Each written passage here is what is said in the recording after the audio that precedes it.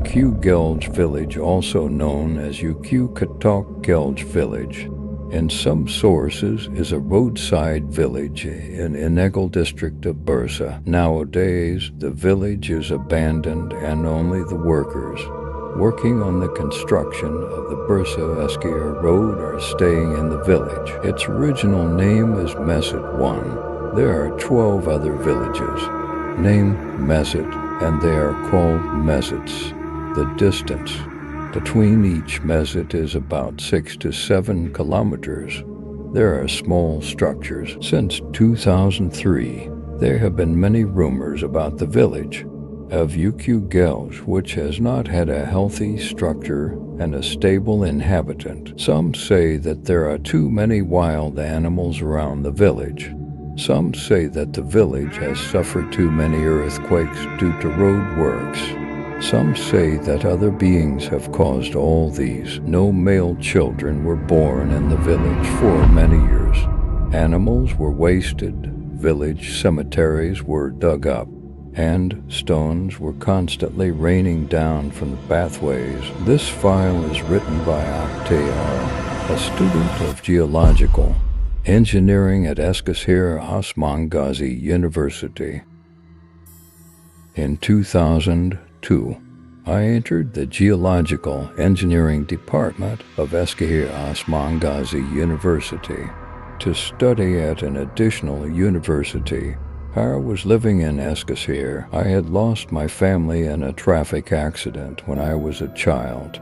I had spent most of my life with my grandfather and grandmother. I attended boarding school at Bursa Boys High School and then went to university and returned to Eskişehir. I wasn't a student very interested in school.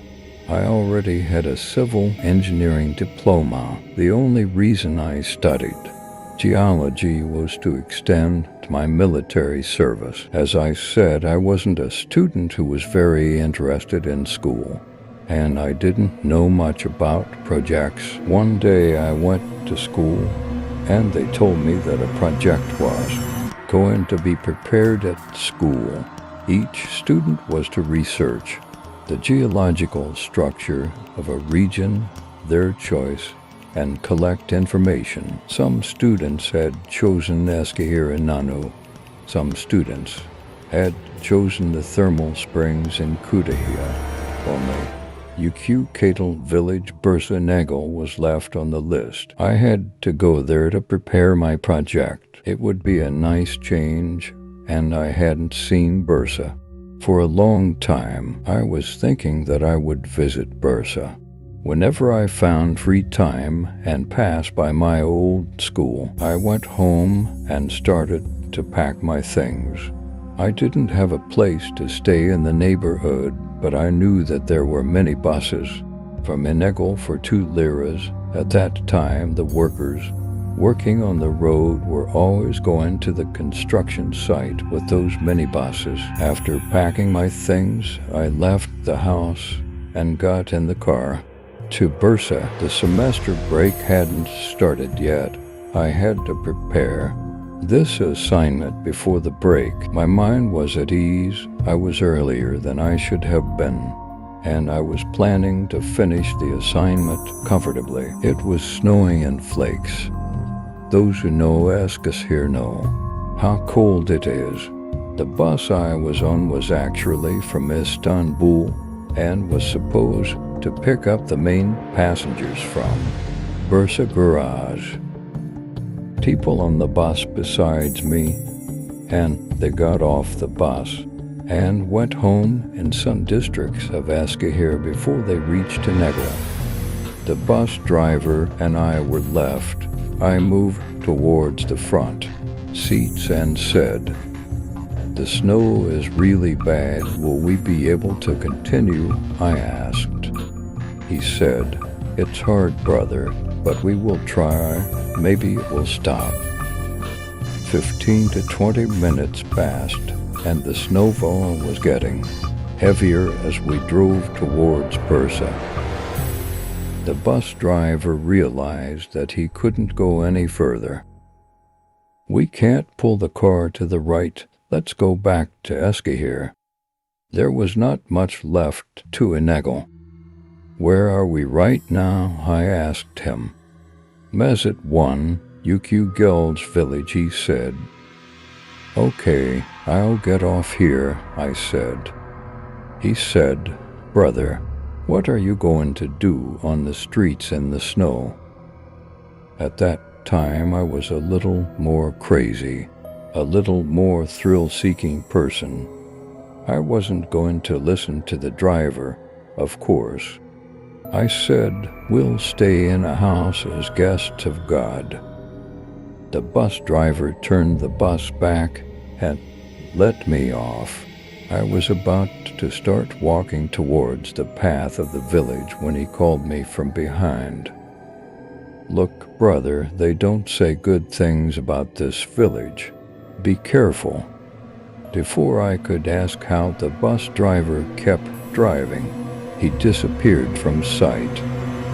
I thought that the locals must be strange, and I continued, walking in the night snow.